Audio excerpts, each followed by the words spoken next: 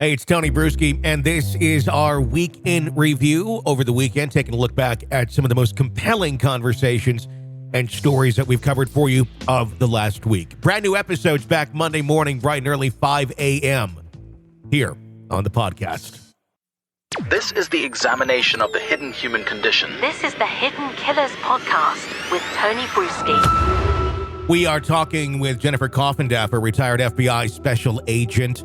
Big document dump that came out in the late last week, in regards to Bryan Kohberger. Jennifer, going through it page by page.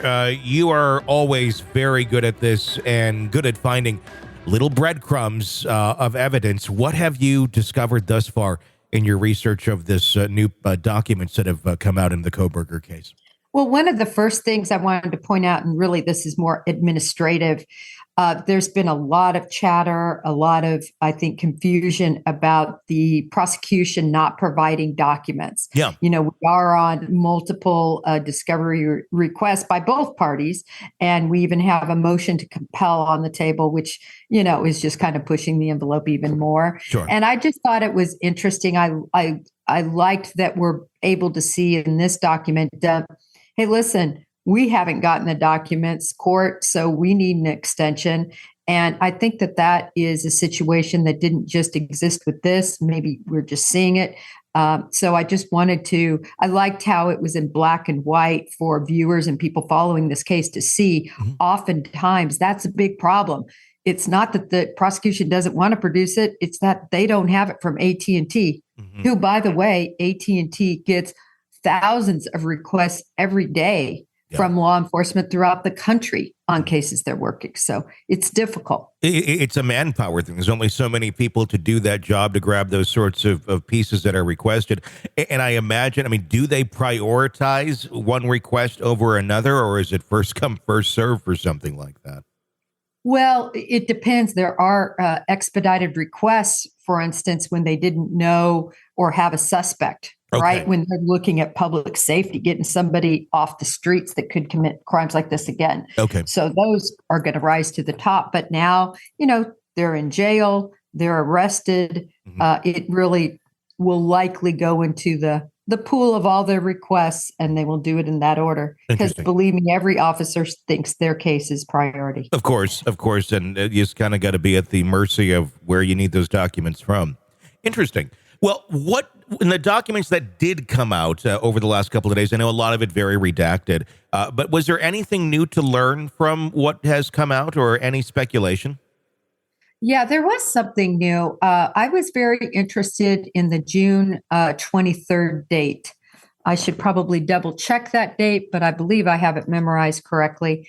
And there's a very specific reason that they are now reaching back compared to their previous requests. So their previous requests focused on August 1st as the sort of the start date of what they were concerned about. Now we're going back on Snapchat and on AT&T to quite a precise date of June 23rd, 2022. Why? There's a reason. Whenever I see this sort of specificity, mm-hmm. And back in the day when I did a subpoena or search warrants based on very specific date, it's because there's a specific thing I know. There's mm-hmm. something that I've been told or understand took place in and around that date or time frame. So this is, to me, very significant as an investigator. Why the 23rd? It's not even June 1st. Yeah. It's not June 30th. It's June 23rd. So they have a nugget that they're searching for in that time frame, and very interested in what they've heard or discovered that they want to support or corroborate. Now, June 23rd, what is in the evidence? What is in those documents that points to that date? And do you have any speculation as to what it may be about? Well, I always believe when I see this, they're looking at tightening up different connections and different things that might have been known. So I'm looking at, is Bryan Kohberger somehow connected to them in this time frame through these AT&T records or the Snap records? Mm-hmm. those are the types of things they're going to be looking for. I did notice, though, I didn't see Bryan Kohberger. Again, there's so much redacted and so much we still don't have. Mm-hmm. We don't know whether that was even in the dump.